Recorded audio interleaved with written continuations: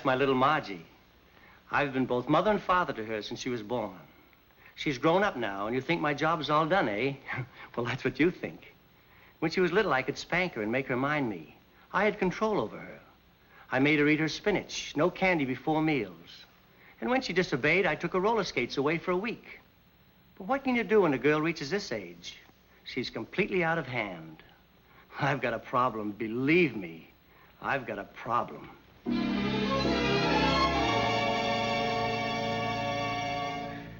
That's my father.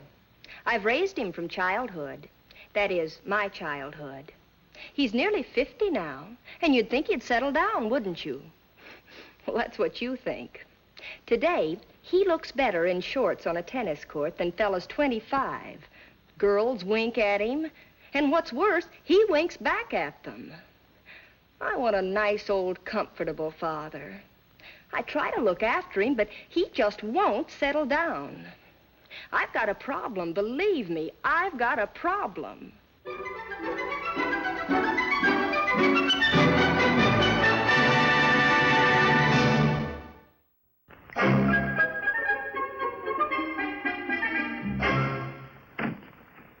Margie! Margie! Yes, Dad? Don't do that. I have a surprise for you. A surprise? Uh-huh. Now, I want the biggest smile you can give. How's that? Perfect. Now I'm going to count 1, 2, 3 and tell you the surprise. You ready? Okay. 1, 2, 3. Freddie's coming for dinner. Oh, Dad, what have you got against Freddie? What have I got against Freddie? Plenty. I won't mention the fact that he hasn't any drive, any gumption, any backbone, that he can't hold a job. I won't mention any of those things. No. Whatever you do, don't mention any of those things you just mentioned. I'll just give you some of the minor things, the little things that make me want to hide out in my room and nail up the door every time he comes here. And for future reference, write them down. Okay, I will. And I'll keep this little document just to prove how wrong you are. You mean how right I am. Item number 1, my hat. I don't know what he's got against it, but he always manages to mutilate it somehow. Item number 2, at the dinner table. I don't know what's in store for us tonight, but the last time his whole steak ended up in my lap. And just for good measure, I'll throw in another little item. After dinner, he'll do something to make it impossible for me to read my paper in peace. Okay, Pappy, just remember, this is your idea. You're going to feel pretty silly when the evening is over and Freddie hasn't done a single one of these things. Wonderful dinner, Margie. Don't you think so, Mr. Albright? Oh, yes, yes. Margie, can you please pass me the sugar? Oh, I'll get it. Oh, some cream sugar. Sorry, Mr. Albright. Oh, I'm sorry, sir. Oh, think nothing of it. Think nothing of it, Freddie.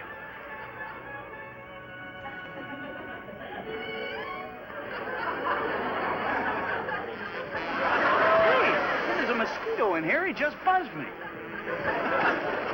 No, Freddie, no. But Margie, you know how your father hates mosquitoes. I know, Freddie, but you stay right here. Don't move. I'll get the spray.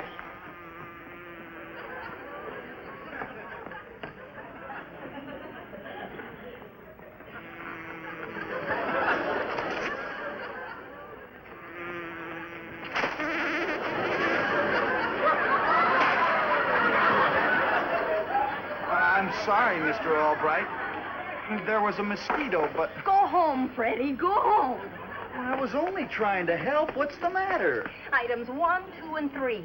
And bonus item, channel selector. Go home, Freddie.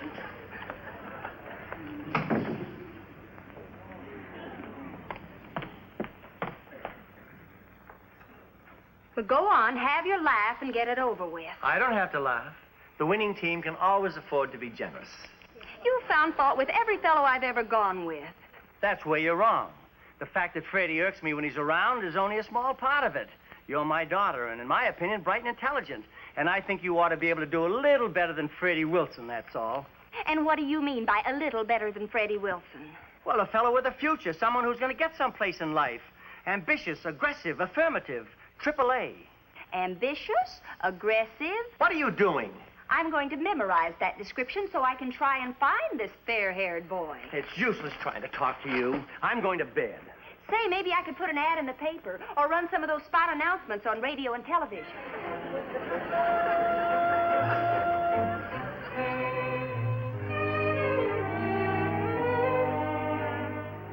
Oh, sorry.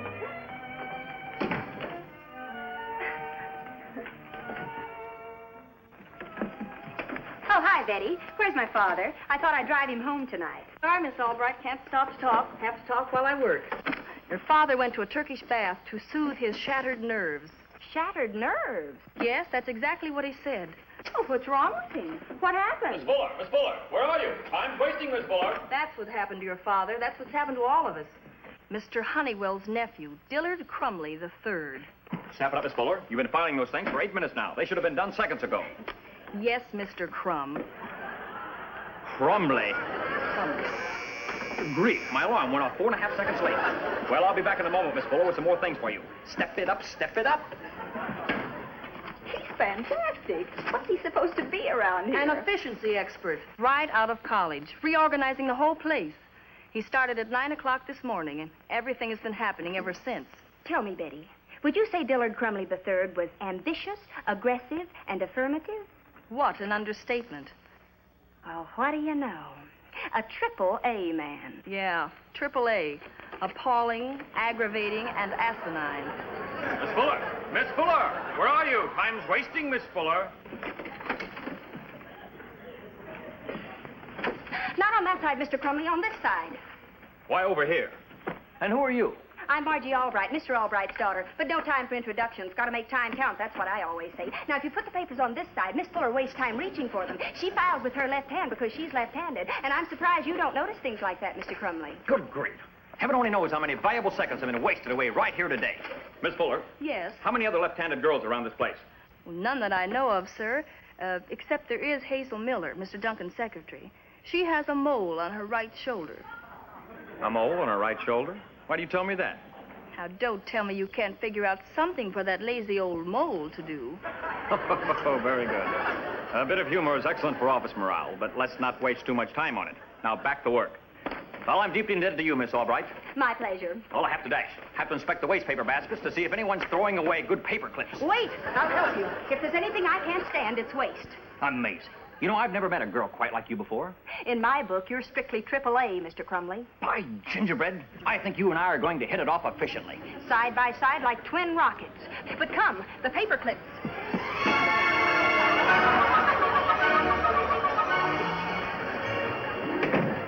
Hi, Dad. Sorry about last night. Forget it, honey. And don't ask me why I look so beat. I don't want to talk about it. All right, sweetie. Wait till you hear the surprise I have for you.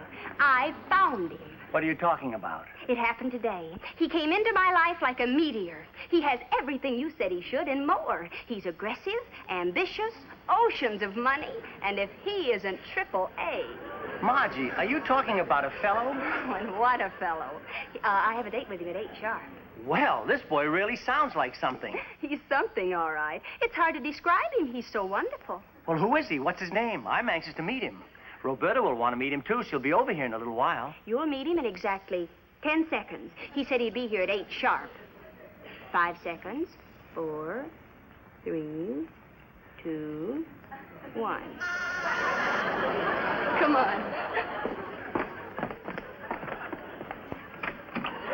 Good evening, Albright. Well, he seemed surprised to see me, Margie. Didn't you tell him I was coming? No, Dillard. I wanted to surprise him. Well, it's nice to see you in your home surroundings, Albright. Oh, yes, of course. Won't you come in? The way a man's home is managed frequently influences the manner in which he works.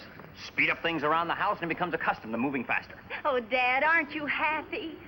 Albright, I'm going to strap this pedometer on you and really show you how to save some steps. Now, sit down, Albright. Just think. Dillard and I are going to spend every spare fraction of a second together. Isn't it wonderful?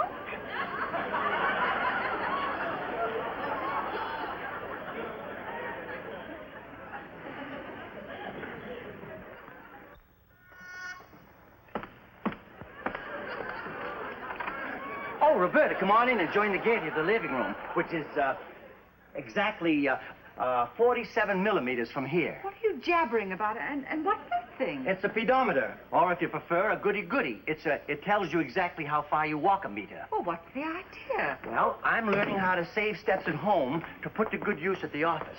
Dillard, this is Miss Townsend. Roberta, this is Dillard Crumley III. Briefly, I'm pleased. Well, same here, rapidly.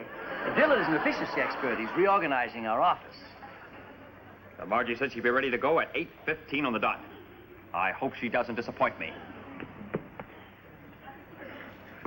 I'm ready. Magnificent. Dillard's taking me to the International Office Equipment Show. Yes, all the latest time-saving devices. Well, shall we dash? Bye. I can't understand it. That fellow doesn't seem like Margie's type. He doesn't seem like anybody's type. Oh, Margie and I had another round about Freddie last night. Oh? I told her I thought she should go with a fellow with some aggressiveness, but I didn't mean Dillard Crumley III. In other words, you asked for it. What do you mean? Vern, do I have to spell it out? In a million years, Margie wouldn't go for a character like that Dillard.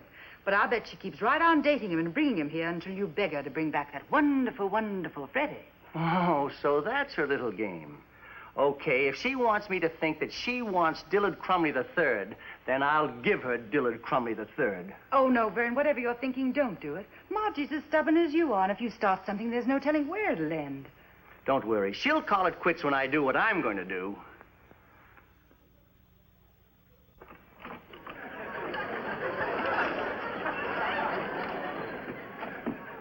Oh, good morning, Dillard. Morning, Albright. Glad to find you here. I want to have a word with you. Just a second, Albright. The lightem I picked up at the show last night. I'm going to try it out in here and possibly order them for all the phones if it works out. Yes. Miss Fuller, quickly now, ring Mr. Albright's phone. Watch this very carefully.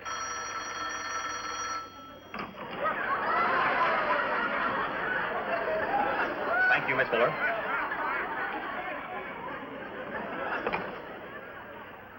How do you like that, Albright? 3 operations at the same time. Wonderful. A minute saved is a minute earned, I always say. Well, from now on. Good thinking, Albright. Now, what's on your mind? But make it brief. I'll come right to the point. I'm very happy to welcome you as my future son-in-law. Son-in-law? Haven't misjudged the situation, have I? Margie woke me up last night and raved about you. Said you were the only man in the world for her. Crumley, you're not toying with my daughter's affections, I hope. Oh, no, sir. Nothing like that, I assure you. Well, fine. Then you'll be getting married any day now. All right, Gingerbread. Margie and I would make a winning team. And teams are always more efficient than individuals. All right, Gingerbread. Albright, to save time, I'd like to ask for your daughter's hand in marriage right here and now. Well, this is a little sudden, but you've talked me into it. You can ask Margie tonight. There's somebody at the door. Would you care to see who it is? No, dear. I'd like you to see who it is.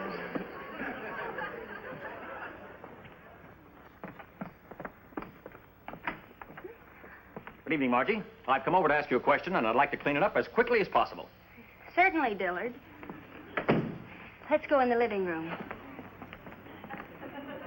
Oh, hello, Dillard. Hi, Albright. Well, Margie, let's not waste any time. Your father's told me how you feel about me, and, well, I think you're the most efficient girl I've ever encountered. So I've come over to ask you to marry me. Isn't that wonderful, sweetheart? Marry you? Yes. We'll make a buzzsaw of a team. She's speechless, but that's the way a woman usually reacts when that great moment arrives. No use wasting any time, I always say. I suggest we have the wedding as soon as possible. Excellent idea. Would it fit into your schedule tomorrow? Then it's all set. I'll see who it is. Hi, Mr. Albright. Come in, Freddie, my lad. Glad to see me, huh? I can truthfully say that your presence here at this particular time gives me an added pleasure that I didn't expect. I pick up the license at 9 a.m. sharp. Zip into the judge's chambers at 9:10 sharp, and that's it. And by careful juggling of our time, we may be able to wangle a weekend honeymoon in less than 2 months. Dillard, this is Freddie Wilson, Margie's former suitor. And, Freddie, this is Dillard Crumley III, Margie's fiancé. Fiancé? We're getting married tomorrow. Goodbye, Margie, dear.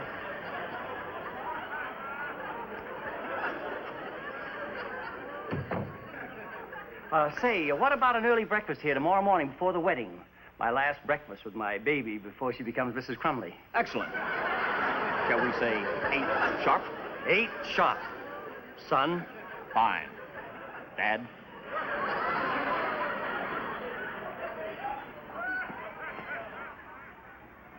Buzzsaw. Why, honey, what's wrong? Dad, do you really want me to marry him? Well, certainly not if you don't think as much of him as you said. He'll probably come and live with us for a while. I guess you'll enjoy having him around. He really is a load of laughs, isn't he? Well, as long as you care so much for him, darling, I'll learn to get along with him. I'd forget all about him if I even thought you didn't want me to marry him. But you said you thought he was wonderful. If you didn't mean it, why, we'll call the whole thing off. It's a little early, but I think I'll go to bed so I'll be nice and fresh when your future son-in-law arrives in the morning. Yeah, it's a splendid idea. Night, Daddy. Good night, honey.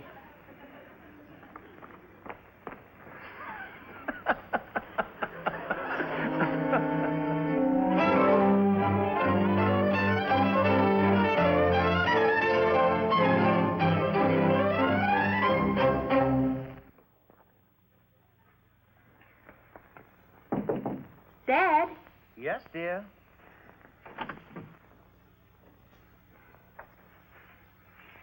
How come you aren't asleep? How come you aren't asleep? Something worrying you? Certainly not. It's just that I find this book so interesting. Oh. Dad? Hmm?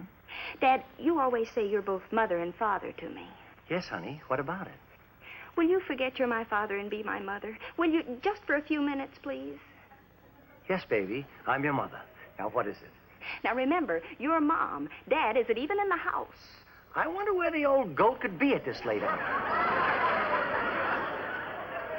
Mom. Mom, I'm in a terrible jam, and it's all because my father's so darn stubborn. Now, wait a minute. But don't forget, you're Mom. All right, go on. Well, it wouldn't be so bad if I weren't stubborn myself, but with Dad so stubborn and me so stubborn, I'm afraid something horrible's going to happen unless you can help me, Mom. Well, what is it?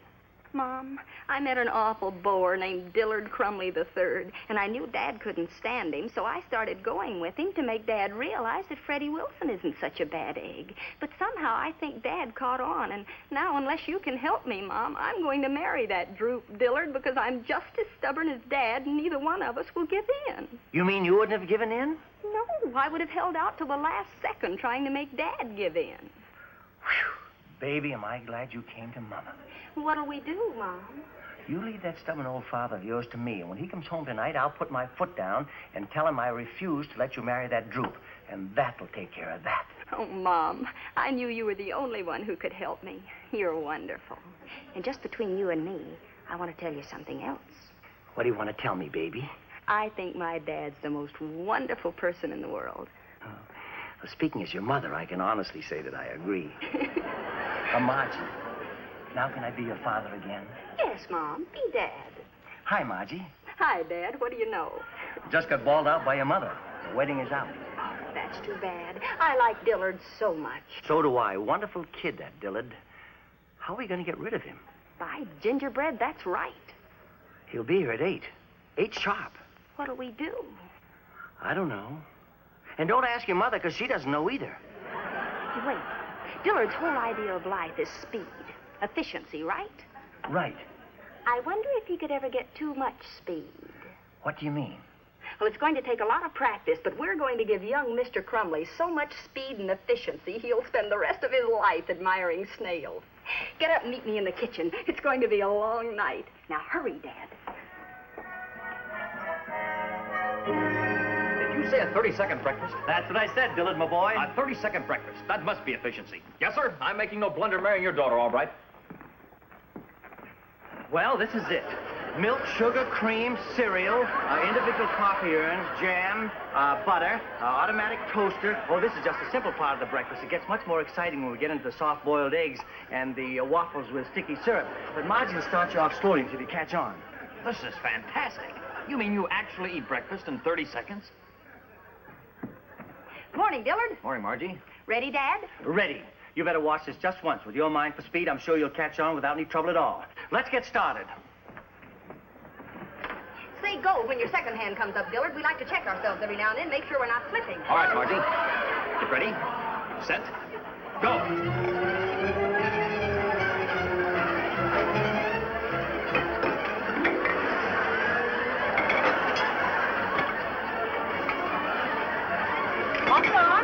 on.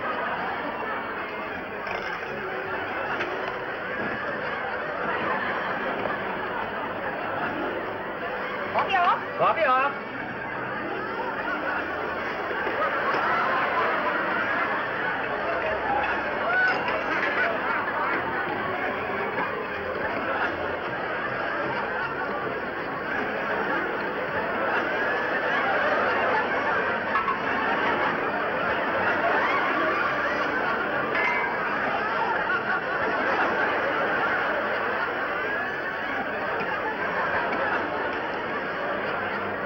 Like gingerbread. 30 seconds. You finished on the dot. Now it's your turn, dear. I'm really not very hungry. Dillard, you may just as well get used to the way your wife serves breakfast. You're going to be married a long time, and the sooner you get used to each other's ways, the better. Ready? I'm not sure I caught on to all of it. Don't worry, you'll get it. Get set. Really nothing to it, I imagine. Go!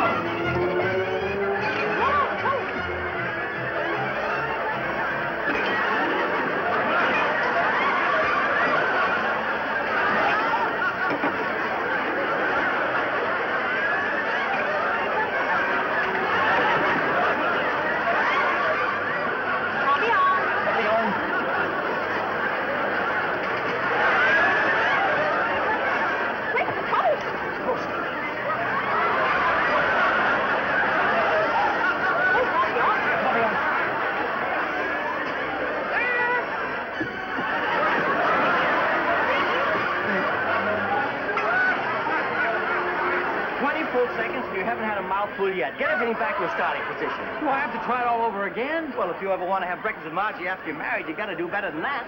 You're usually so efficient, Dillard.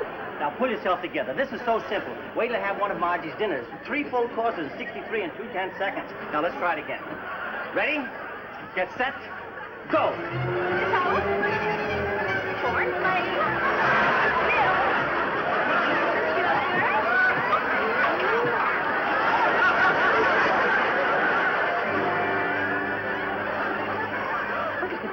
I'll go get dressed for the wedding while Dad runs you through breakfast a few more times. No, I don't want to do it again.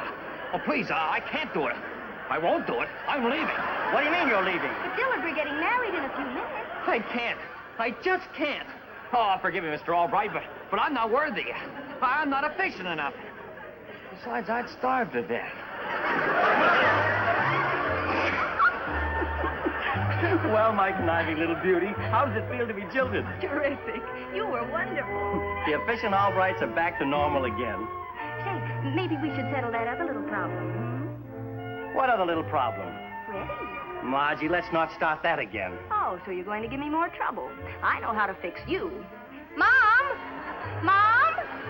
Oh, there you are. Now, cut that out. Mom, I've got a problem. You're going to have another talk with Pop.